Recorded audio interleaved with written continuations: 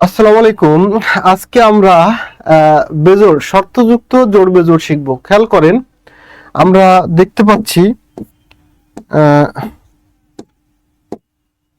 আমরা দেখতে পাচ্ছি যে যদি এম একটি বেজোড় সংখ্যা হয়, বেজোড়, তবে নিচের কোনটি বেজোড়? বেজোড় সংখ্যা বলছে, আবার বেজোড়ই বের করতে বলছে। তার মানে এম এর মান হয় 1 হবে, নাই 3 হবে, নাই 5 হবে, এতটুকু খেয়াল রাখতে হবে, অথবা 7 বা অন্য কিছু হতে পারে। এখন আমরা যখন এখানে মান বসাই দেখব যে কর মান বেজোড় না খর মান না গড় মান, তখনই আমরা নিশ্চিত হতে পারবো কোনটা বেজোড়। এই অঙ্কটা ফাউন্ডেশন অফ ম্যাথ বইয়ের অধ্যায় 5 54 পৃষ্ঠার অঙ্ক, 5 নম্বর প্রশ্ন। হ্যাঁ, 5 নম্বর প্রশ্ন। তাহলে আমরা এম এর মান 1 না ধরে 3 ধরবো।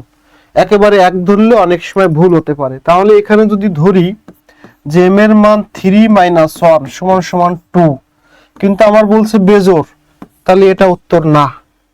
আবার দেখেন 3 × 9, 3 × 9 + 1 = 10। এম এর মান বেজোড় হলে যার মান 10, তাহলে আমার বেজোড় বের করতে হবে, এটা না।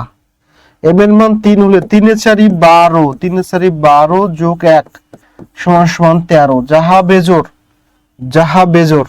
তাহলে এইটাই উত্তর, এটাই উত্তর। এই ক্ষেত্রে আমরা এইটা আর করবো না, কারণ সময় বাঁচাবো, সময় সেভ হবে। কেন করবো না? কারণ এটা করলেও জোড় হবে, যেমন 2 × 3 = 6, যাহা জোড়। যেহেতু অপশন ভিত্তিক উত্তর, সেহেতু একটা মাত্রই উত্তর থাকবে।